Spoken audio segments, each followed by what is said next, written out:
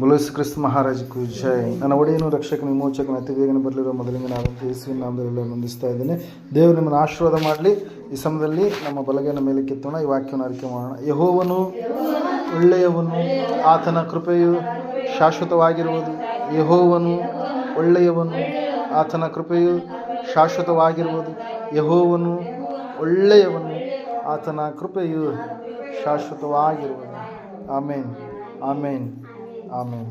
Hallelujah, praise Lord. ಈ ಸಮಯದಲ್ಲಿ ನೇರವಾಗಿ ನಾವು ದೇವರ ವಾಕ್ಯದ ಕಡೆಗೆ ಹೋಗೋಣ.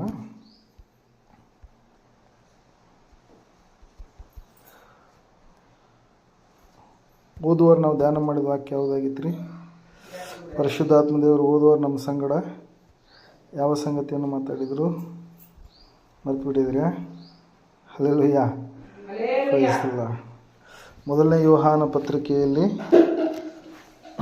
ದೇವರ ಒಂದು ಲಕ್ಷಣಗಳು, ಆತನ ವ್ಯಕ್ತಿತ್ವದ ಕುರಿತಾಗಿ ನಾವು ನೋಡಿದಂಥವರಾಗಿದ್ದೇವೆ. ನೀತಿವಂತನಾದಂಥ ದೇವರು, ಪ್ರೀತಿಯುಳ್ಳಂಥ ದೇವರು, ನಮ್ಮನ್ನು ಬಿಡುಗಡೆ ಮಾಡುವಂಥ ದೇವರು, ಅನೇಕ ಸಂಗತಿಗಳನ್ನು, ಆತನು ಒಳ್ಳೆಯ ದೇವರಾಗಿದ್ದಾನೆ ಎನ್ನುವಂಥ ಅನೇಕ ಸಂಗತಿಗಳನ್ನು ನಾವು ಧ್ಯಾನ ಮಾಡಿದ್ದೇವೆ. ಪ್ರೇರಿ, ಈ ಸಮಯದಲ್ಲಿ ಒಂದು ವ್ಯತ್ಯಾಸವಾದಂಥ ಸಂಗತಿಯ ಕಡೆಗೆ ನಾವು ಹೋಗೋಣ. ದೇವರ ವಾಕ್ಯದಲ್ಲಿ, ಸತ್ಯವೇದದಲ್ಲಿ ನಾವು ನೋಡ್ತಾ ಇದ್ದೇವೆ. ಸತ್ಯವೇದ ಹೇಳ್ತಾ ಇದೆ, ದೇವರು ನಮ್ಮನ್ನು ಉದ್ಧರಿಸುವಂಥ ದೇವರಾಗಿದ್ದಾನೆ ಎಂಬುದಾಗಿ. ಹಲ್ಲೆಲೂಯಾ. ನಮ್ಮನ್ನು ಸನ್ಮಾರ್ಗಕ್ಕೆ ನಡೆಸುವಂಥ ದೇವರು, ಏಳಿಗೆಯ ಕಡೆಗೆ ನಡೆಸುವಂಥ ದೇವರು, ನಮ್ಮನ್ನು ಉದ್ಧಾರ ಮಾಡುವಂಥ ದೇವರು ಎಂಬುದಾಗಿ ನಾವು ನೋಡ್ತಾ ಇರ್ತೀವಿ. ಅನೇಕ ಸಂದರ್ಭಗಳಲ್ಲಿ ನಾವು ಕೇಳ್ತಾ ಇರ್ತೀವಿ, ಎಷ್ಟು ಮಾಡಿದರೂ ಕೂಡ ಇವರು ಉದ್ಧಾರನೇ ಆಗ್ತಾ ಇಲ್ಲ, ಇವನ ಜೀವಿತದಲ್ಲಿ ಇವನು ಉದ್ಧಾರವನ್ನು ಕಾಣ್ತಾನೆ ಇಲ್ವಾ ಎಂಬುದಾಗಿ ನಾವು ಅನೇಕರ ಕುರಿತಾಗಿ ನಮ್ಮ ಆಡು ಭಾಷೆಯಲ್ಲಿ ನಾವೇನು ಮಾಡ್ತಾ ಇರ್ತೀವಿ, ಕೆಲವೊಬ್ಬರು ವ್ಯಕ್ತಿಗಳ ಕುರಿತಾಗಿ ನಾವು ಅಂದುಕೊಳ್ತಾ ಇರ್ತೀವಿ, ಹೇಳ್ಕೊಳ್ತಾ ಇರ್ತೀವಿ ಪ್ರೇರೆ.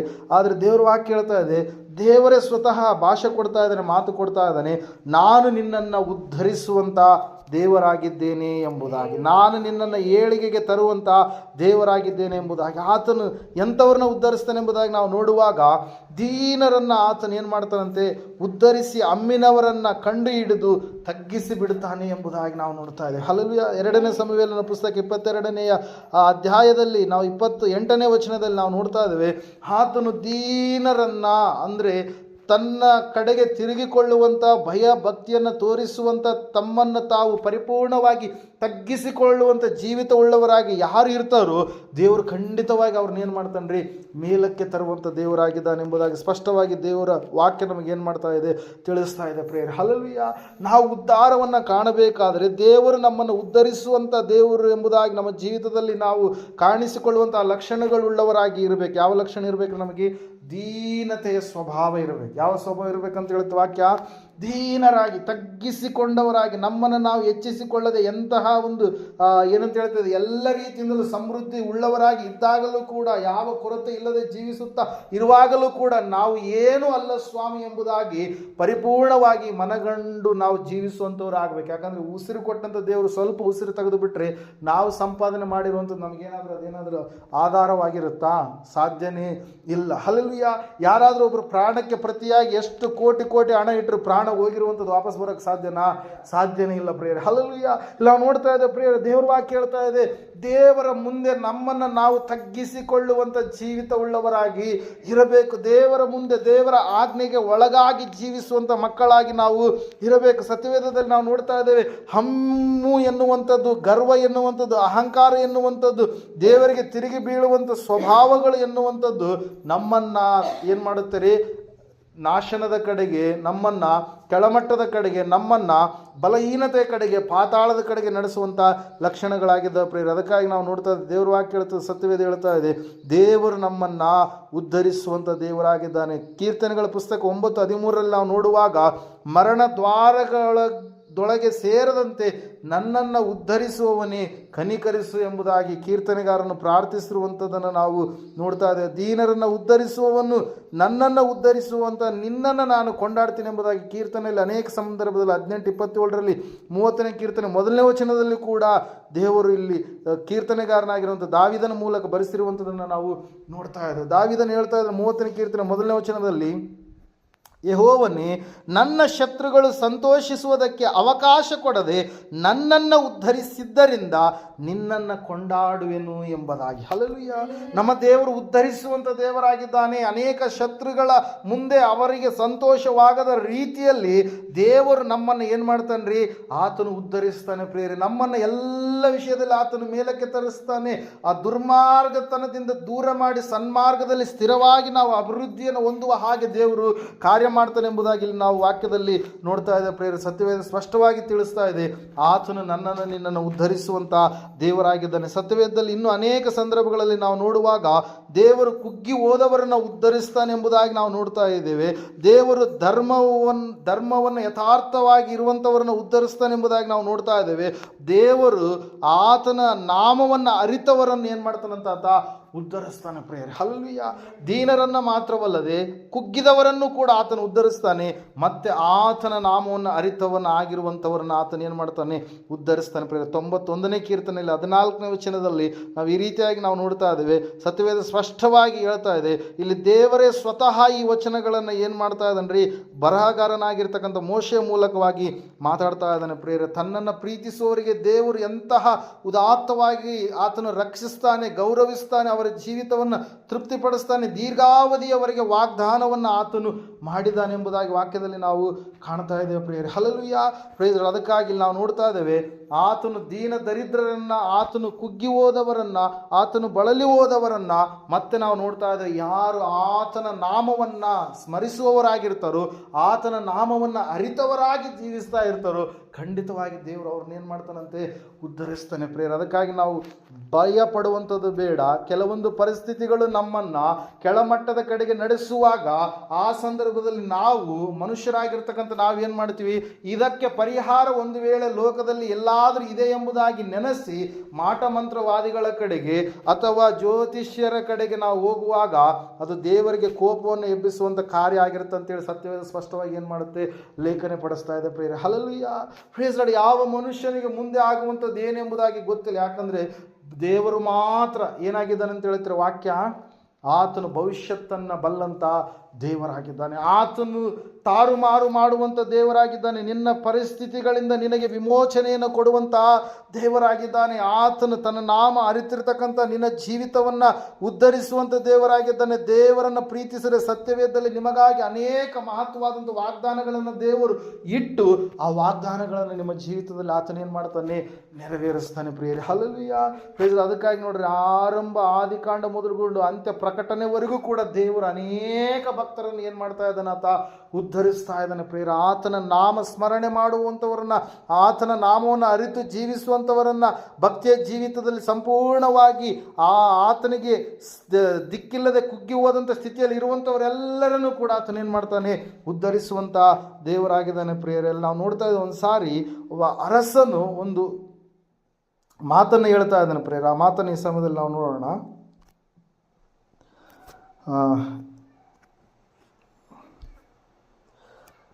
ದಾನಿಯೇಲನ ಪುಸ್ತಕ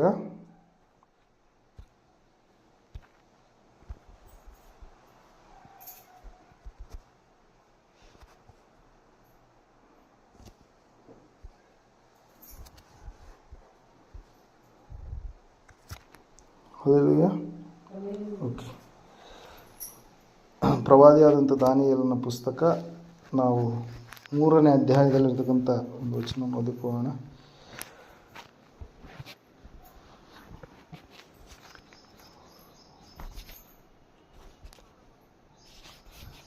3ನೇ ಅಧ್ಯಾಯ 28ನೇ ವಚನ. ಆಗ ನೆಬೂಕದ್ನೆಚ್ಚರನು ಶದ್ರಕ್, ಮೇಷಕ್, ಅಬೇದ್ನೆಗೋ ಎಂಬವರ ದೇವರಿಗೆ ಸ್ತೋತ್ರವಾಗಲಿ, ಆತನು ತನ್ನ ದೂತನನ್ನು ಕಳುಹಿಸಿ ತನ್ನಲ್ಲಿ ಭರವಸವಿಟ್ಟು ರಾಜಾಜ್ಞೆಯನ್ನು ಜಯಿಸಿ ತನ್ನನ್ನೇ ಹೊರತು ಇನ್ನಾವ ದೇವರನ್ನು ಸೇವಿಸಿ ಪೂಜಿಸಬಾರದೆಂದು ಸ್ವದೇಹಗಳನ್ನು ಮರಣಕ್ಕೆ ಒಪ್ಪಿಸಿದ ತನ್ನ ಸೇವಕರನ್ನು ಉದ್ಧರಿಸದನಲ್ಲ. ಸಕಲ ಜನಾಂಗ ಕುಲ ಭಾಷೆಗಳವರಲ್ಲಿ ಯಾರಾದರೂ ಶದ್ರಕ್, ಮೇಷಕ್, ಅಬೇದ್ನೆಗೋ ಎಂಬವರ ದೇವರ ವಿಷಯದಲ್ಲಿ ಅಲ್ಲದ ಮಾತನ್ನಾಡಿದರೆ ಅವರನ್ನು ಚೂರು ಚೂರಾಗಿ ಕತ್ತರಿಸಿ ಅವರ ಮನೆಗಳನ್ನು ತಿಪ್ಪೆಯನ್ನಾಗಿ ಮಾಡಬೇಕೆಂಬ ಆಜ್ಞೆಯನ್ನು ವಿಧಿಸುತ್ತೇನೆ. ಹೀಗೆ ಉದ್ಧರಿಸಲು ಸಮರ್ಥನಾದ ಇನ್ನಾವ ದೇವರು ಇಲ್ಲವಲ್ಲ ಎಂದು ಹೇಳಿದನು ಎಂಬುದಾಗಿ. Hallelujah, praise Lord. ಉತ್ತರಿಸಲು ಇನ್ನಾವ ದೇವರು ಇಲ್ಲ ಎಂಬುದಾಗಿ. ನೆಬೂಕದ್ನೆಚ್ಚರ್ ಅಂತಂದರೆ ಬಾಬೆಲ್ ಎನ್ನುವಂಥ ಒಂದು ಸಾಮ್ರಾಜ್ಯದ ಚಕ್ರವರ್ತಿ ಪ್ರಿಯರೇ. ಹಲ್ಲೆಲೂಯಾ. ಆ ಚಕ್ರವರ್ತಿ ನೋಡ್ತಾ ಇದ್ದಾನೆ, ಒಂದು ದೊಡ್ಡದಾಗಿರ್ತಕ್ಕಂಥ 60 ಮೊಳ ಎತ್ತರದ ಒಂದು ದೊಡ್ಡದಾಗಿರ್ತಕ್ಕಂಥ ಬಂಗಾರದ ಪ್ರತಿಮೆಯ ವಿಗ್ರಹವನ್ನು ಮಾಡಿಸಿ ನಾವು ನೋಡ್ತಾ ಇದ್ದ ಒಂದು ಸ್ಥಳದಲ್ಲಿ ಆತನು ಇರಿಸಿ, ಅಲ್ಲಿರ್ತಕ್ಕಂಥ ತನ್ನ ಸಾಮ್ರಾಜ್ಯದಲ್ಲಿರ್ತಕ್ಕಂಥ ಎಲ್ಲರನ್ನ ಆ ಸ್ಥಳಕ್ಕೆ ಕರೆಸಿ ಏನು ಮಾಡ್ತಾ ಇದ್ದಾನ್ರಿ, ಈ ನಾನು ಸಿದ್ಧ ಮಾಡಿರ್ತಕ್ಕಂಥ ಈ ಪ್ರತಿಮೆಗೆ ನೀವೇನು ಮಾಡಬೇಕು, ಎಲ್ಲರೂ ಅಡ್ಡ ಬೀಳಬೇಕು ಎಂಬುದಾಗಿ. ಹಲ್ಲೆಲೂಯಾ. ಆ ಸಮಯದಲ್ಲಿ ದೇವರ ಆಜ್ಞೆಗೆ ಒಳಗಾಗಿ ದೇವರ ವಿಷಯದಲ್ಲಿ ದೀನತೆ ಉಳ್ಳವರಾಗಿ ಭಯಭಕ್ತಿಯ ಜೀವಿತವನ್ನು ಜೀವಿಸುತ್ತಾ ದೇವರಿಗಾಗಿ ವೈರಾಗ್ಯದ ಒಂದು ಜೀವಿತವನ್ನು ಜೀವಿಸಿರ್ತಕ್ಕಂಥ 3 ವ್ಯಕ್ತಿಗಳು ಮಾತ್ರ ಏನು ಮಾಡ್ತಾ ಇದ್ದಾರೆ, ಸಂಪೂರ್ಣವಾಗಿ ದೇವರಿಗೆ ಒಳಗಾಗ್ತಾ ಇದ್ದಾರೆ ಪ್ರಿಯರೇ. ಹಲ್ಲೆಲೂಯಾ. ಅವರಿಗೆ ವಿರುದ್ಧವಾಗಿ ಒಂದು ಬೆಂಕಿಯ ಕೊಂಡ ಎನ್ನುವಂಥದ್ದು ಇದೆ, ಬೆಂಕಿಯ ಬಾವಿಯಲ್ಲಿ ಅವರನ್ನ ಹಾಕಲಿಕ್ಕಿದ್ದಾರೆ.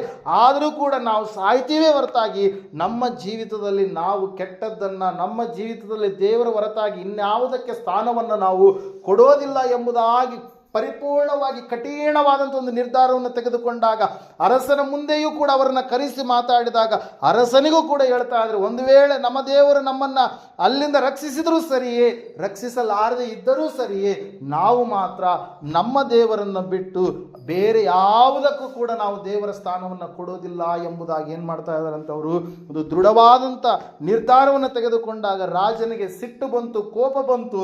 ಅವನು ಹೇಳ್ತಾ ಇದ್ದಾನೆ ತನ್ನ ಸೇವಕರಿಗೆ, ಅಲ್ಲಿರ್ತಕ್ಕಂಥ ಸೇವಕರಿಗೆ ಹೇಳಿದಾಗ ಇವರ 3 ಕೈ ಕಾಲುಗಳನ್ನು ಗಟ್ಟಿಯಾಗಿ ಕಟ್ಟಿ ಅವ್ರನ್ನ ಏನು ಮಾಡ್ತಾ ಇದ್ದಾರೆ, ದಿನಕ್ಕೆ ಉರಿಯುವಂಥ ಬೆಂಕಿಗಿಂತ 7 ಆವರ್ತಿ ಬೆಂಕಿಯನ್ನು ಹೆಚ್ಚು ಮಾಡಿ ಆ ಬೆಂಕಿಯಲ್ಲಿ ಹಾಕಿದಾಗ ಪ್ರಿಯರೇ, ದೇವರ ವಾಕ್ಯದಲ್ಲಿ ನಾವು ನೋಡ್ತಾ ಇದ್ದೇವೆ, ಆ 3 ಮಧ್ಯದಲ್ಲಿ 4ನೆಯ ವ್ಯಕ್ತಿ ಏನು ಮಾಡಿದನ್ರಿ, ಮಧ್ಯದಲ್ಲಿದ್ದಾನೆ ಎಂಬುದಾಗಿ ಪ್ರಿಯರೇ. ಹಲ್ಲೆಲೂಯಾ. ಯಾರಿದಾರ್ರಿ? ಆ 3 ಹಾಕಿದ್ದಾರೆ. ಆ 3 ಯಾರಂತ ಹೇಳ್ತಾ ಇದೆ ವಾಕ್ಯ, ಎಲ್ಲರ ಮಧ್ಯದಲ್ಲಿ 3 ಎದ್ದು ನಿಂತುಕೊಂಡಿದ್ದಾರೆ. ನಾವು ದೇವರನ್ನ ಮಾತ್ರ ಆರಾಧಿಸುವಂಥವರು. ಹಲ್ಲೆಲೂಯಾ. ನಮ್ಮ ಪ್ರಾಣಗಳು ಹೋಗ್ಲಿ, ನಮಗೆ ಎಂತಹ ಪರಿಸ್ಥಿತಿ ಬರಲಿ, ದೇವರಿಗೋಸ್ಕರವಾಗಿ ವೈರಾಗ್ಯ ಉಳ್ಳವರಾಗಿ ನಾವು ಜೀವಿಸುವಂಥವರು. ದೇವರನ್ನ ಕಂಡುಕೊಂಡಿದ್ದೇವೆ, ದೇವರು ನಮಗೆ ಸಿಕ್ಕಿದ್ದಾನೆ, ದೇವರು ನಮಗೆ ಸಿಕ್ಕಿದ್ದಾನೆ ಅನ್ನೋದಕ್ಕಿಂತ ದೇವರೇ ನಮ್ಮನ್ನು ಹುಡುಕಿಕೊಂಡು ನಮ್ಮ ಬಳಿಗೆ ಬಂದಿದ್ದಾನೆ. ಅಂತಹ ದೇವರಿಗೆ ಏನು ಸಲ್ಲಿಸಿದರೂ ಕೂಡ ಕಡಿಮೆಯೇ ಎನ್ನುವಂಥ ರೀತಿಯಲ್ಲಿ ಇವರು ವೈರಾಗ್ಯ ಉಳ್ಳವರಾಗಿ ಜೀವಿಸ್ತಾ ಇದ್ದಾರೆ ಪ್ರಿಯರೇ. ಹಲ್ಲೆಲೂಯಾ. Praise Lord. ನಾವು ನೋಡ್ತಾ ಇದ್ದೀವಿ ಇವತ್ತಿನ ದಿವಸ ಅಂತಹ ವೈರಾಗ್ಯ ಭಕ್ತಿವಂತರ ಜೀವಿತದಲ್ಲಿ ಕಾಣಿಸ್ತಲ್ಲ. ಏನಾದರೂ ಒಂದು ಸಮಸ್ಯೆ ಬಂದ್ಬಿಟ್ರೆ ಸಾಕು, ಏನು ಮಾಡ್ತಾರೆ, ದೇವರಿಂದ ದೂರವಾಗಿ ಹೋಗ್ಬಿಡ್ತಾರೆ. ಅನಾರೋಗ್ಯವಾಗಿರ್ಬೋದು, ಯಾವುದೋ ಒಂದು ಕುಟುಂಬದಲ್ಲಿ ಗಲಿಬಿಲಿಯ ಒಂದು ವಾತಾವರಣ ಆಗಿರ್ಬೋದು, ಯಾವುದೋ ಒಂದು ಬಲಹೀನತೆ ಒಂದು ಸ್ಥಿತಿಗತಿಗಳಾಗಿರ್ಬೋದು, ಹೊಲದ ಸಮಸ್ಯೆ ಆಗಿರ್ಬೋದು, ಯಾವುದೋ ಒಂದು ಸಮಸ್ಯೆಯಲ್ಲಿ ಸಿಲುಕಿಕೊಳ್ಳುವಂಥ ಒಂದು ಸ್ಥಿತಿ ಯಾವುದಾದ್ರೂ ಬಂದುಬಿಟ್ರೆ, ಶೋಧನೆ ಬಂದುಬಿಟ್ರೆ ಏನು ಮಾಡಿಬಿಡ್ತಾರೆ, ಅಯ್ಯೋ ನಮಗೆ ಯಾಕಪ್ಪ ಅಂತೇಳಿ ಸೋತು ಹೋದವರಾಗಿ ಬಲಹೀನರಾಗಿ, ಅಯ್ಯೋ ದೇವರು ನಂಬಿದ ಸಲುವಾಗಿ ಈ ಥರ ಆಯ್ತೇನೋ ಅಂತೇಳಿ ಅವ್ರ ಬಾಯಿಂದ ಮೊದಲನೇದಾಗಿ ಮಾತು ಬರೋದಕ್ಕೆ ಪ್ರಾರಂಭವಾಗುತ್ತೆ ಪ್ರೇಯರ್. ಹಲ್ಲೆಲೂಯಾ. Praise Lord. ನಿನಗೆ ಎಂತಹ ಸಮಸ್ಯೆ ಇದ್ದರೂ ಕೂಡ ನೀನು ನಿನ್ನ ದೇವರನ್ನ ಮೇಲಕ್ಕೆ ಎತ್ತುವಂಥ ವಿಷಯದಲ್ಲಿ, ನೀನು ಪರಿಪೂರ್ಣವಾಗಿ ಭಕ್ತಿಯನ್ನು ಬಿಟ್ಟು ಕೊಡಲಾರದಂಥ ವಿಷಯದಲ್ಲಿ ಸ್ಥಿರವಾಗಿ ನೀನು ಆತನ ಆಜ್ಞೆಗೆ ಒಳಗಾಗಿ ಜೀವಿಸುವಂಥ ವಿಷಯಗಳನ್ನು ನೀನು ನಿನ್ನ ಜೀವಿತದಲ್ಲಿ ಅಳವಡಿಸಿಕೊಂಡಿದ್ದೆ ಆದರೆ ಖಂಡಿತವಾಗಿ ನೀನು ಭಯಪಡುವಂಥದ್ದು ಬೇಕಾಗಿಲ್ಲ. ಅದು ಎಂತಹ ಸಮಸ್ಯೆ ಆದರೂ, ಶೋಧನೆ ಆದರೂ, ಮರಣಕರವಾದಂಥ ಸ್ಥಿತಿಯಾದರೂ ಆತನು ನಿಮ್ಮನ್ನು ರಕ್ಷಿಸೋದಕ್ಕೆ, ನಿಮ್ಮನ್ನು ಉದ್ಧರಿಸೋದಕ್ಕೆ ನೀವಿರುವಂಥ ಸ್ಥಳದಲ್ಲಿ ಆತನೇನು ಮಾಡ್ತಾನೆ, ಇಳಿದು ಬರ್ತಾನೆ ಪ್ರಿಯರೇ. ಹಲ್ಲೆಲೂಯಾ. ಇವರನ್ನ ಬೆಂಕಿಯಲ್ಲಿ ಹಾಕಿದ್ದಾರೆ, ಬೆಂಕಿ ಇವರನ್ನ ನಾಶ ಮಾಡಬೇಕಾಗಿತ್ತು. ಬೆಂಕಿಯ ಆ ಒಂದು ಪ್ರಭಾವ ಏನಿದೆ ಇವರನ್ನ ಬೂದಿ ಸುಟ್ಟು ಬೂದಿ ಮಾಡಬೇಕಾಗಿತ್ತು. ಹಲ್ಲೆಲೂಯಾ. ಇವರನ್ನ ಯಾರು ಹಾಕದಕ್ಕೆ ಹೋಗಿದ್ರು ಅವರೇ ನಾಶವಾಗಿ ಹೋದ್ರು ಅಂತ ಹೇಳುತ್ತೆ. ಅವರೇ ಏನ್ ಮಾಡಿದ್ರಿ, ಹಾಕಕ್ಕೆ ಹೋದಂಥ ಸೇವಕರು ಏನಾದ್ರಂತೆ, ಸತ್ತು ಹೋದ್ರು. ಆದರೆ ಬೆಂಕಿಯ ಮಧ್ಯದಲ್ಲಿ ಇವ್ರು ಏನು ಮಾಡ್ತಾ ಇದ್ರಂತೆ, ತಿರುಗಾಡ್ತಾ ಇದ್ದಾರೆ. ಇವರ ಮಧ್ಯದಲ್ಲಿ ಒಬ್ಬಾತನು ನಿಂತುಕೊಂಡಿದ್ದಾನೆ ಪ್ರಿಯರೇ. ಆತನೇ ಉದ್ಧರಿಸುವಂಥ ದೇವರಾಗಿದ್ದಾನೆ. ಹಲ್ಲೆಲೂಯಾ. ಪ್ರೈಸ್. ಅದಕ್ಕಾಗಿ ನಿಮ್ಮ ದೇವರು ಎಂಥ ದೇವರು, ಆತ ನಮ್ಮನ್ನು ಕೈ ಬಿಡದ ದೇವರಾಗಿದ್ದಾನೆ. ಕೊನೆಯವರೆಗೆ ಕಾಯುವಂತಹ ದೇವರಾಗಿದ್ದಾನೆ. ಯಾವಾಗಲೂ ಕೂಡ ಕಾಪಾಡುವಂತಹ ದೇವರಾಗಿದ್ದಾನೆ. ಆತನ ನಾಮವನ್ನು ಅರಿತಿರ್ತಕ್ಕಂಥ ಎಲ್ಲ ಮಕ್ಕಳನ್ನು ಆತನ ಉದ್ಧರಿಸುವಂತಹ ದೇವರಾಗಿದ್ದಾನೆ. ಇಲ್ಲಿ ನಾವು ನೋಡ್ತಾ ಇದ್ದೇವೆ, ಶಾದ್ರಕ್, ಮೇಷಕ್, ಅಬೇದ್ನೆಗೋರರ ದೇವರಿಗೆ ಅಲ್ಲ ಸಲ್ಲದ ಮಾತುಗಳನ್ನು ಮಾತಾಡಿದರೆ ಚೂರು ಚೂರಾಗಿ ಕತ್ತರಿಸಿ ಅವರ ಮನೆಗಳನ್ನು ತಿಪ್ಪೆಯನ್ನಾಗಿ ಮಾಡಬೇಕಂತೇಳಿ 127 ಸಂಸ್ಥಾನಗಳು ಉಳ್ಳ ಅರಸನಾಗಿರ್ತಕ್ಕಂಥ ನೆಬೂಕದ್ನೆಚ್ಚರನ್ನು ಏನು ಮಾಡ್ತಾ ಇದ್ದಾನೆ, ಆದೇಶವನ್ನು ಕೊಡ್ತಾ ಇದ್ದಾನೆ ಪ್ರೇಯರೇ. ಹಲ್ಲೆಲೂಯಾ. Praise lord. ಇಂತಹ ಒಂದು ಸ್ಥಿತಿಯಲ್ಲಿ ನಾವು ನೋಡ್ತಾ ಇದ್ದೇವೆ ಪ್ರೇಯರೇ, ದೇವರು ಅವರನ್ನು ಉದ್ಧರಿಸಿದ ಕಾರಣ ಒಂದೇ, ಅವರು ಅಂತಹ ಸಂದರ್ಭದಲ್ಲಿ ದೇವರ ವಿಷಯದಲ್ಲಿ ಏನಾಗಲಿಲ್ಲ, ತಪ್ಪಿ ನಡೆಯಲಿಲ್ಲ. ದೇವರಿಗೆ ಅಲ್ಲ ಸಲ್ಲದ ಒಂದು ಸ್ಥಿತಿಯಲ್ಲಿ ಅವ್ರು ಏನು ಮಾಡಲಿಲ್ಲ, ಜೀವಿಸಲಿಲ್ಲ. ತಮ್ಮ ಭಕ್ತಿಯನ್ನು ಅವ್ರು ಏನು ಮಾಡಲಿಲ್ಲ, ಬಿಟ್ಟು ಕೊಡಲಿಲ್ಲ. ಪ್ರಿಯರೇ, ಇವತ್ತು ನಾವು ಯಾವ ರೀತಿಯಾಗಿದೆ, ಎಂಥ ಸ್ಥಿತಿಗತಿಗಳು ಬಂದರೂ ಕೂಡ ನಾವು ಸಂಪೂರ್ಣವಾಗಿ ದೇವರಿಗೆ ಒಳಗಾಗಿರಬೇಕು. ಒಬ್ಬ ಅರಸನು ಸಾಕ್ಷಿ ಕೊಡ್ತಾ ಇದ್ದಾನೆ, ದೇವರೇ ನಿಮ್ಮನ್ನು ಉದ್ಧರಿಸಿದ್ದಾನೆ, ಮನುಷ್ಯನಲ್ಲ. ಕಣ್ಣೆದುರಿಗೆ ಕಾಣಿಸ್ತಾ ಇದೆ ಬೆಂಕಿ ನಿಮ್ಮ ಮೇಲೆ, ಅದು ತನ್ನ ಪ್ರಭಾವವನ್ನು ತೋರಿಸಿಲ್ಲ, ತನ್ನ ಶಕ್ತಿಯನ್ನು ತೋರಿಸಿಲ್ಲ ಅಂತಂದರೆ ನಿಮ್ಮ ದೇವರು ಎಂತಹ ದೇವರಾಗಿರ್ಬೋದು, ಬೆಂಕಿಯಿಂದಲೂ ಕೂಡ ನಿಮ್ಮನ್ನು ರಕ್ಷಿಸಿದಂಥ ದೇವರು ಎಂಬುದಾಗಿ. Hallelujah, praise. ನಾವು ನೋಡ್ತಾ ಇದ್ದೇವೆ ಪ್ರೇರೆ, ಅದೇ ದಾನಿಯೇಲನ ಪ್ರವಾದನೆ ಗ್ರಂಥ 6ನೇ ಅಧ್ಯಾಯದಲ್ಲಿ ಇನ್ನೊಬ್ಬ ಅರಸನು ಹೇಳ್ತಾ ಇದ್ದಾನೆ. 20ನೇ ವಚನದಲ್ಲಿ ನಾವು ನೋಡ್ತಾ ಇದ್ದೇವೆ, ದಾನಿಯೇಲನಿದ್ದ ಗವಿಯ ಸಮೀಪಕ್ಕೆ ಅರಸನು ಬರ್ತಾ ಇದ್ದಾನೆ. ಪ್ರೇರ, ದರ್ಯಾವೇಶನೆನ್ನುವಂಥ ಅರಸ ಬಂದು ಸಮೀಪಕ್ಕೆ ಬಂದು ಅವನು ದುಃಖ ಧ್ವನಿಯಿಂದ ದಾನಿಯೇಲನನ್ನು ಕೂಗಿ, ದಾನಿಯೇಲನೇ, ಜೀವಸ್ವರೂಪನಾದ ದೇವರ ಸೇವಕನೇ, ನೀನು ನಿತ್ಯವೂ ಭಜಿಸುವ ನಿನ್ನ ದೇವರು ನಿನ್ನನ್ನು ಸಿಂಹಗಳಿಂದ ಉದ್ಧರಿಸ ಶಕ್ತನಾದನೋ ಎಂದು ಕೇಳಲು, ದಾನಿಯೇಲನು ರಾಜನಿಗೆ, ಅರಸೇ ಚಿರಂಜೀವಿಯಾಗಿರು, ನನ್ನ ದೇವರು ತನ್ನ ದೂತನನ್ನು ಕಳುಹಿಸಿ ಸಿಂಹಗಳ ಬಾಯಿಗಳನ್ನು ಬಂಧಿಸಿದನು, ಅವುಗಳಿಂದ ನನಗೆ ಯಾವ ಹಾನಿಯೂ ಆಗಲಿಲ್ಲ, ಏಕೆಂದರೆ ಆತನ ದೃಷ್ಟಿಗೆ ನಾನು ನಿರ್ಮಲನಾಗಿ ಕಂಡು ಬಂದೆನು, ರಾಜನಾದ ನಿನಗೂ ಯಾವ ದ್ರೋಹ ಮಾಡಲಿಲ್ಲ ಎಂದು ಹೇಳಿದನು ಎಂಬುದಾಗಿ. Hallelujah, praise Lord. ನೋಡ್ರಿ, ನಾವು ನೋಡ್ತಾ ಇದ್ದೇವೆ, ಅರಸನಾಗಿರ್ತಕ್ಕಂಥ ದಾರ್ಯಾವೇಶನ ಬಳಿಗೆ ಕೆಲವು ಜನರು ಬಂದು ಹೇಳ್ತಾ ಇದ್ದಾರಂತೆ. ಏನಂತ ಹೇಳ್ತಾ ಇದ್ದಾರೆ, ಅರಸನೇ, ದಾನಿಯೇಲನು ಬೇರೊಬ್ಬ ಅನ್ಯ ದೇಶದ ಒಬ್ಬ ವ್ಯಕ್ತಿ, ಆತನೊಬ್ಬ ಯಹೂದಿ, ಆತನು ನಮ್ಮ ದೇಶಕ್ಕೆ ಬಂದು ನಮ್ಮ ಮೇಲೆಯೇ ಆತನು ಅಧಿಕಾರ ಮಾಡ್ತಾ ಇದ್ದಾನಲ್ವ ಎಂಬುದಾಗಿ ಗ್ರಹಿಸಿರ್ತಕ್ಕಂಥ, ಕುಯುಕ್ತಿ ಮಾಡಿರ್ತಕ್ಕಂಥ ಕೆಲವೊಬ್ಬರು ಮಂತ್ರಿಗಳು ಅರಸನ ಬಳಿಗೆ ಬಂದು ಹೇಳ್ತಾ ಇದ್ದಾರಂತ. ಏನಂತ ಹೇಳ್ತಾ ಇದ್ದಾರೆ, ಅರಸನೇ, ಈ 30 ದಿನಗಳವರೆಗೆ ಅರಸನಾಗಿರ್ತಕ್ಕಂಥ ನಿನ್ನನ್ನು ಬಿಟ್ಟು ಯಾವ ದೇವರುಗಳನ್ನು ಪೂಜಿಸಬಾರದು. ಹಲ್ಲೆಲೂಯಾ. ಒಂದು ವೇಳೆ ಯಾರಾದರೂ ಆ ರೀತಿಯಾಗಿ ನಿನ್ನನ್ನು ಬಿಟ್ಟು ಬೇರೆಯವರನ್ನ ಪೂಜಿಸಿದರೆ ಅರಸನಾಗಿರ್ತಕ್ಕಂಥ ನೀನೇ ದೇವರಲ್ವಾ ನಮಗೆ ಎಂಬುದಾಗಿ ಆ ಜನರು ತಿಳಿದುಕೊಂಡು ಗ್ರಹಿಸಿಕೊಂಡು ಆ ಕುಯುಕ್ತಿ ಉಳ್ಳವರಾಗಿ ಒಂದು ಕಾನೂನನ್ನು ತರ್ತಾ ಇದ್ದಾರೆ. ಪ್ರಿಯರು, ಏನಂತೇಳಿ, ದಾರ್ಯಾವೇಶನಾಗಿರ್ತಕ್ಕಂಥ ಅರಸನನ್ನೇ ಆರಾಧಿಸಬೇಕು, ಬೇರೆ ಯಾರನ್ನು ಕೂಡ ಆರಾಧಿಸಬಾರದು ಎಂಬುದಾಗಿ. ಹಲ್ಲೆಲೂಯಾ. ಅಂತ ಸಮಯದಲ್ಲಿ ನಾವು ನೋಡ್ತಾ ಇದ್ದೇವೆ, ಅರಸನು ಏನು ಮಾಡ್ತಾ ಇದ್ದಾನ್ರಿ, ಆ ಕಾನೂನಿಗೆ ಸಹಿ ಹಾಕಿದ. ಆದರೆ ಅದರ ಹಿಂದೆ ಉದ್ದೇಶ ಬೇರೆ ಇತ್ತು. ಏನಂತಂದರೆ, ದಾನಿಯೇಲನು ಆತನು ನಿರ್ಮಲನಾಗಿ ಜೀವಿಸ್ತಾ ಇದ್ದ. ಏನಂತ ಹೇಳ್ತಾ ಇದ್ದಾರೆ, ರಾಜ ಗೃಹದಲ್ಲಿ ಆತನು ಇರಬೇಕಾದ್ರೆ ಆ ಕಾನೂನುಗಳ ವಿಷಯದಲ್ಲಾಗಿರ್ಬೋದು, ಪ್ರತಿಯೊಂದರ ವಿಷಯದಲ್ಲಿ ಎಲ್ಲಿಯೂ ಕೂಡ ತಪ್ಪಿಲ್ಲದೆ ಆತನು ಏನು ಮಾಡ್ತಾ ಇದ್ದಂತೆ, ಜೀವಿಸ್ತಾ ಇದ್ದ. ಆದರೆ ಆತನಲ್ಲಿ ಒಂದು ವಿಷಯದಲ್ಲಿ ಮಾತ್ರ ತಪ್ಪನ್ನು ಇವರು ಸಿಗಿಸ್ಬೇಕಂತೇಳಿ ಕಾನೂನು ಅಂತಂದ್ರೆ, ದಾನಿಯೇಲನು ಯಾವಾಗಲೂ 3 ಆವರ್ತಿ ಏನು ಮಾಡ್ತಾ ಇದ್ದಂತೆ, ಪ್ರಾರ್ಥನೆ ಮಾಡ್ತಾ ಇದ್ದ. ಪ್ರಿಯರೇ, ಹಲ್ಲೆಲೂಯಾ. ಮುಂಜಾನೆ, ಮಧ್ಯಾಹ್ನ, ರಾತ್ರಿ ಪ್ರಾರ್ಥನೆ ಜೀವಿತ ಉಳ್ಳವನಾಗಿ ಜೀವಿಸ್ತಾ ಇದ್ದ. ಯಾರ್ರೀ? ದಾನಿಯೇಲ. ಹಲ್ಲೆಲೂಯಾ. ಆ ಸಮಯದಲ್ಲಿ ಅದನ್ನು ತಿಳಿದುಕೊಂಡು ಈ ಕಾನೂನನ್ನು ತೆಗೆದುಕೊಂಡು ಬಂದರು. ಪ್ರಿಯರೇ, ಶತ್ರುಗಳು ಹುನ್ನಾರ ಮಾಡಿದರು. ಹಲ್ಲೆಲೂಯಾ. ಆ ಸಮಯದಲ್ಲಿ ನಾವು ನೋಡ್ತಾ ಇದ್ದೇವೆ, ದಾನಿಯೇಲನ್ನು ಖಂಡಿತವಾಗಿ ಆತನು ದೇವರನ್ನ ಪ್ರಾರ್ಥಿಸಲಾರದೆ ಇರಲಿಲ್ಲ, ದೇವರನ್ನ ಪ್ರಾರ್ಥಿಸಿದ. ಕಾನೂನಿಗೆ ರುಜುವಾಯ್ತಾಯಿತು. 6ನೇ ಅಧ್ಯಾಯ 10ನೇ ವಚನದಲ್ಲಿ ಕಾನೂನಿಗೆ ಒಂದು ಸಹಿ ಬಿದ್ದಾದ ಮೇಲೆಯೂ ಕೂಡ ದಾನಿಯೇಲನು ಯಥಾವತ್ತಾಗಿ ದಿನಕ್ಕೆ 3 ಆವರ್ತಿಯಂತೆ ಆತನು ಯೆರೂಸಲೇಮಿನ ಕಡೆಗೆ, ಕದವಿಲ್ಲದ ಕಿಟಕಿಯ ಕಡೆಗೆ ಹೋಗಿ ದೇವರನ್ನು ಪ್ರಾರ್ಥಿಸುವುದಕ್ಕೆ ಪ್ರಾರಂಭಿಸಿದಾಗ ಅವರು ಬಂದು ಹಿಡಿದುಕೊಂಡು ಏನು ಮಾಡಿದ್ರಂತ, ಆತನನ್ನು ಕರೆದುಕೊಂಡು ಹೋದರು. ಆ ಸಮಯದಲ್ಲಿ ಅದು ಕಾನೂನು ಬಂದ ಕಾರಣಕ್ಕಾಗಿ ದಾನಿಯೇಲನನ್ನು ಸಿಂಹಗಳ ಗವಿಯಲ್ಲಿ ಹಾಕಿದರು. ಪ್ರಿಯರೇ, ಆ ಸಮಯದಲ್ಲಿ ನಾವು ನೋಡ್ತಾ ಇದ್ದೇವೆ, ದಾರ್ಯಾವೇಶ ರಾಜನು ಮುಂಜಾನೆ ಎದ್ದು ದುಃಖ ಧ್ವನಿಯಿಂದ ಏನು ಮಾಡ್ತಾ ಇದ್ದಾನಂತೆ, ಆ ಸ್ಥಳಕ್ಕೆ ಬರ್ತಾ ಇದ್ದಾನೆ. ಸಿಂಹಗಳ ಗವಿಗಳು ಇರ್ತಕ್ಕಂಥ ಒಂದು ಸ್ಥಳಕ್ಕೆ ಬರ್ತಾ ಇದ್ದಾನೆ. ಆವತ್ತಿನ ಸಮಯದಲ್ಲಿ ಬೆಂಕಿಗೆ ಯಾವ ರೀತಿಯಾಗಿ ಆಹುತಿ ಕೊಡ್ತಾ ಇದ್ರು ವೈರಿಗಳನ್ನು, ಶತ್ರುಗಳನ್ನು, ಅದೇ ರೀತಿಯಾಗಿ ಸಿಂಹಗಳಿಗೆ ಆಹುತಿ ಕೊಡ್ತಾ ಇದ್ರು. ಅದೇ ರೀತಿಯಾಗಿ ಗಲ್ಲಿಗೆ ಏರಿಸುವಂಥ ಕೆಲವೊಂದು ಪದ್ಧತಿಗಳು ಅವರಲ್ಲಿ ಇದ್ದು. ಪ್ರಿಯರೇ, ಹಲ್ಲೆಲೂಯಾ. ಇಲ್ಲ, ನಾವು ನೋಡ್ತಾ ಇದ್ದೇವೆ, ಸಿಂಹಗಳಲ್ಲಿ ಬಾವಿಗೆ ಹಾಕಿದಂಥ ಸಮಯದಲ್ಲಿ, ಗವಿಯಲ್ಲಿ ಹಾಕಿದಂಥ ಸಮಯದಲ್ಲಿ ನಾವು ನೋಡ್ತಾ ಇದ್ದೇವೆ, ಎಲ್ಲರೂ ಕೂಡ ಅಂದುಕೊಂಡಿದ್ದಾರೆ, ಆಯಿತು, ಏನಾಯಿತು, ದಾನಿಯೇಲನ ಕತೆ ಮುಗಿದೋಯ್ತು. ಹಲ್ಲೆಲೂಯಾ. ದಾನಿಯೇಲನ ಆಯಿತು, ಶವವಾಗಿಬಿಟ್ಟಿರ್ತಾನೆ. ಅವನನ್ನು ಒಂದು ಎಲುಬು, ಒಂದು ನರ, ಏನು ಚರ್ಮ, ಅದೇನಂದ್ರೆ ಅದು ಮಾಂಸ ಯಾವುದು ಕೂಡ ಉಳಿಲಾರದೆ ಎಲ್ಲವೂ ಕೂಡ ಸಿಂಹಗಳು ಏನು ಮಾಡಿರ್ತವೆ, ತಿಂದಿರ್ತವೆ ಅಂತೇಳಿ ಶತ್ರುಗಳು ಅಂದ್ಕೊಂಡ್ರು. ಪ್ರಿಯರೇ, ಅದ್ರ ವಾಕ್ಯದಲ್ಲಿ ನಾವು ನೋಡ್ತಾ ಇದ್ದೇವೆ, ದೇವರು ತನ್ನ ಮಗನ ಪರವಾಗಿ ಆತನೇನು ಮಾಡಿದ, ಸಿಂಹಗಳ ಮಧ್ಯದಲ್ಲಿ ತನ್ನ ದೂತನನ್ನು ಇಳಿಸಿದ. ಪ್ರಿಯರೇ, ಹಲ್ಲೆಲೂಯಾ. ವಾಕ್ಯದಲ್ಲಿ ನಾವು ನೋಡ್ತಾ ಇದ್ದೇವೆ ಪ್ರಿಯರೇ, ದೇವರು ತನ್ನ ದೂತನನ್ನು ಕಳುಹಿಸಿ ಸಿಂಹಗಳ ಬಾಯಿಗಳನ್ನು ಆತನೇನು ಮಾಡಿದಂತೆ ಕಟ್ಟಿದ. ಹಲ್ಲೆಲೂಯಾ. ಆ ಸಿಂಹಗಳು ಒಂದು ಸ್ವಲ್ಪ ಕೂಡ ದಾನಿಯೇಲನನ್ನು ಟಚ್ ಮಾಡಲಾರ್ದ ಹಾಗೆ ದೇವರು ಏನು ಮಾಡ್ತಾ ಇದ್ದಾನ್ರಿ, ಉದ್ಧರಿಸ್ತಾ ಇದ್ದಾನೆ. ಪ್ರಿಯರೇ, ಹಲ್ಲೆಲೂಯಾ. ಬೆಂಕಿಯಂಥ ಸಮಸ್ಯೆಗಳಿರ್ಬೋದು, ನಾವು ನೋಡ್ತಾ ಇದ್ದೇವೆ, ಸಿಂಹಗಳೋಪಾದಿಯಲ್ಲಿ, ಗರ್ಜಿಸುವ ಸಿಂಹದೋಪಾದಿಯಲ್ಲಿ ಬರುವಂಥ ಸೈತಾನನ ಸಮಸ್ಯೆಗಳಿರ್ಬೋದು. ಮತ್ತೆ ನಾವು ನೋಡ್ತಾ ಇದ್ದೇವೆ, ಏನಂತ ಹೇಳ್ತಾ ಇದೆ, ನೀನು ನದಿಯನ್ನು ದಾಟುವಾಗ ನೀನು ಅಗ್ನಿಯಲ್ಲಿ ನಡೆಯುವಾಗ ನೀನು ಕಂದದಿರುವಿ, ನೀನು ಕುಂದದಿರುವಿ, ನೀನು ನಾಶವಾಗದೇ ಇರುವಿ.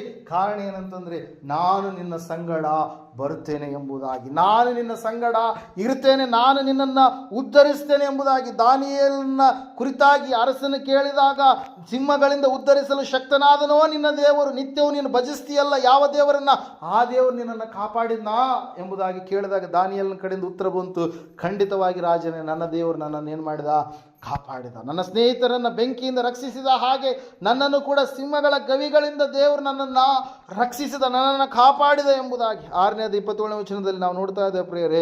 ಆ ವ್ಯಕ್ತಿ ಹೇಳ್ತಾ ಇದ್ದಾನೆ, ದಾರ್ಯಾವೇಶ ಅರಸನು ಹೇಳ್ತಾ ಇದ್ದಾನೆ ಏನಂತೇಳಂತಂದರೆ, ಒಂದು ದೊಡ್ಡದಾಗಿರ್ತಕ್ಕಂಥ ಪತ್ರವನ್ನು ಬರೆಸ್ತಾ ಇದ್ದಾನೆ. ರಾಜನಾದ ದಾರ್ಯಾವೇಶ 25ನೇ ವಚನದಿಂದ, ಲೋಕದಲ್ಲೆಲ್ಲ ವಾಸಿಸುವ ಸಕಲ ಜನಾಂಗ ಕುಲ ಭಾಷೆಗಳವರಿಗೆ ಈ ಪ್ರಸಿದ್ಧ ಪತ್ರವನ್ನು ಬರೆಯಿಸಿದನು. ನಿಮಗೆ ಸುಖವು ಹೆಚ್ಚೆಚ್ಚಾಗಲಿ. ನಾನಾಳುವ ರಾಜ್ಯದವರೆಲ್ಲರೂ ದಾನಿಯೇಲನ ದೇವರಿಗೆ ಭಯ ಭಕ್ತಿಯಿಂದ ನಡೆದುಕೊಳ್ಳಬೇಕೆಂದು ಆಜ್ಞಾಪಿಸುತ್ತೇನೆ. ಆತನೇ ಜೀವಸ್ವರೂಪನಾದ ಸನಾತನ ದೇವರು. ಎಂಥ ದೇವರಂತ ಆತನು? ಸನಾತನ ದೇವರಂತೆ. ಎಂಥ ದೇವ್ರಿ? ಆರಂಭದಲ್ಲಿಯೂ ಇರುವಂಥ ದೇವರು, ಅಂತ್ಯವಾಗಿರುವಂಥ ದೇವರು. ಹಲ್ಲೆಲೂಯ. ಆತನು ಸೃಷ್ಟಿಕರ್ತನಾದಂಥ ಏಕಮಾತ್ರ ದೇವರು. ಹಲ್ಲೆಲೂಯ. ತನ್ನ ಬಾಯ ಮೂಲಕವಾಗಿ ಸೃಷ್ಟಿಯನ್ನು ಸೃಷ್ಟಿಸಿದಂಥ ದೇವರು. ಆತನು ಒಬ್ಬಾತನೇ ದೇವರು. ಆತನು ಇರುವಾಗ ಆತನ ಬಾಯಿಯ ಮಾತಿನ ಮೂಲಕವಾಗಿ ಸೂರ್ಯ, ಚಂದ್ರ, ನಕ್ಷತ್ರಗಳು, ಕಣ್ಣಿಗೆ ಕಾಣುವ ಕಾಣದಿರುವ ಎಲ್ಲ ಲೋಕಗಳನ್ನು ಉಂಟು ಮಾಡಿದಂಥ ಏಕೈಕ ಸರ್ವೇಶ್ವರನಾದ ಏಕೀಶ್ವರನಾಗಿರುವಂಥ ದೇವರು ಪ್ರಿಯರೇ. ಅದನ್ನು ಗ್ರಹಿಸಿಕೊಂಡ ಯಾರು? ಅರಸನಾಗಿರ್ತಕ್ಕಂಥ ದಾರ್ಯಾವೇಶ ತನ್ನ ರಾಜ್ಯದಲ್ಲಿ ಇರ್ತಕ್ಕಂಥ ಎಲ್ಲ ಸಕಲ ಜನಾಂಗ ಕುಲಭಾಷೆಗಳವರಿಗೆ ಒಂದು ಪ್ರಸಿದ್ಧವಾದಂಥ ಪತ್ರವನ್ನು ಬರೆಸಿದ. ಅಲ್ಲಿ ಬರಿತಾ ಇದ್ದಾನೆ, ಅಲ್ಲಿ ಬರೆಸ್ತಾ ಇದ್ದೇನೆ ಏನಂತ ಹೇಳಂತಂದರೆ, ದಾನಿಯೇಲನ ದೇವರಿಗೆ ಭಯಭಕ್ತಿಯಿಂದ ನಡೆದುಕೊಳ್ಳಬೇಕು. ಆತನೇ ಜೀವ ಸ್ವರೂಪನಾದ ಸನಾತನ ದೇವರು. ಆತನ ರಾಜ್ಯವು ಎಂದಿಗೂ ಅಳಿಯದು.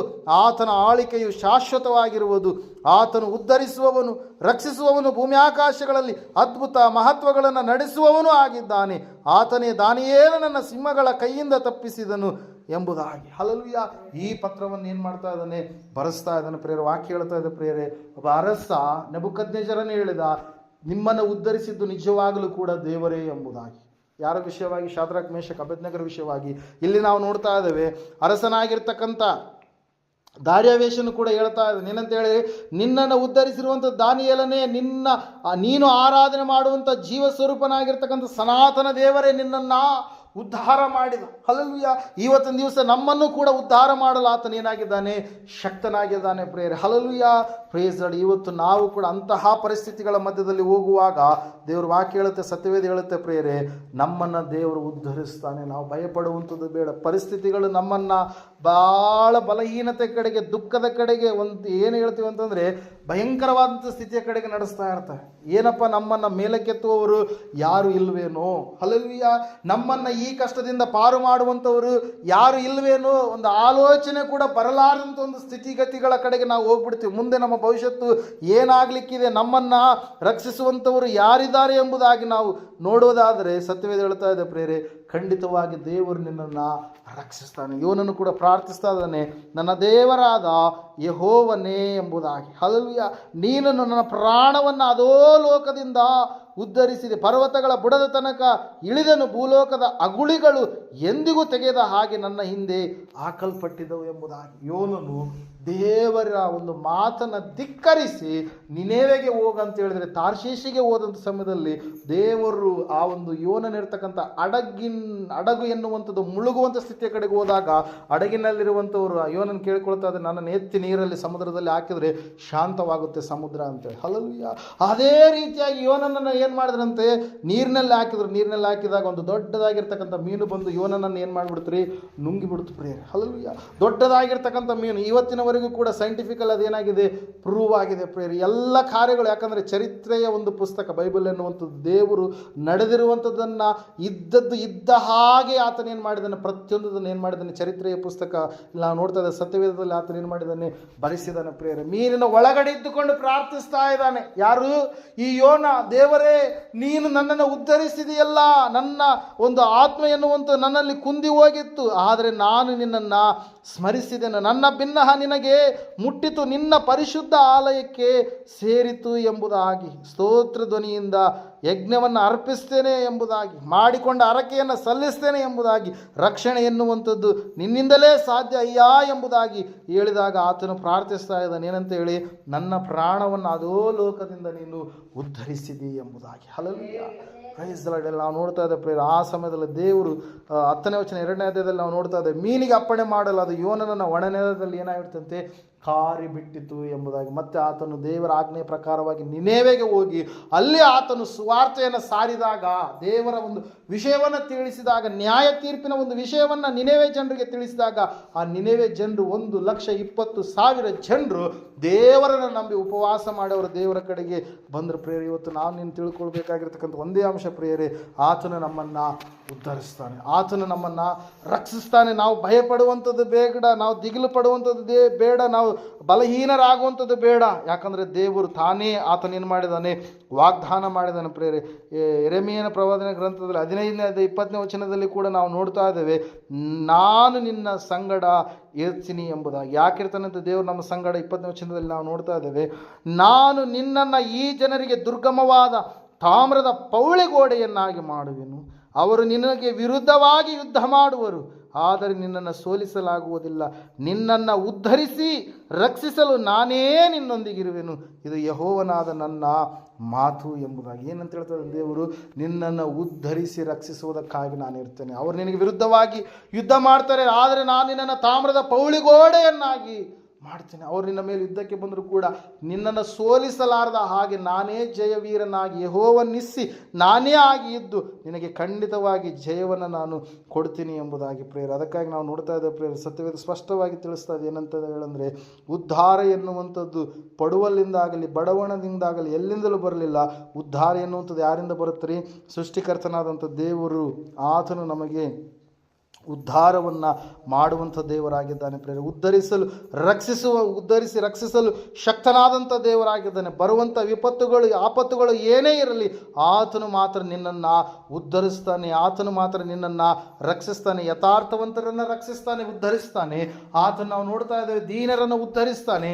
ಆತನ ನಾವು ನೋಡ್ತಾ ಇದ್ದೇವೆ ಕುಗ್ಗಿ ಹೋದವರನ್ನು ಉದ್ಧರಿಸ್ತಾನೆ. ಆತನ ನಾಮವನ್ನು ಅರಿತವರನ್ನು ಉದ್ಧರಿಸ್ತಾನೆ.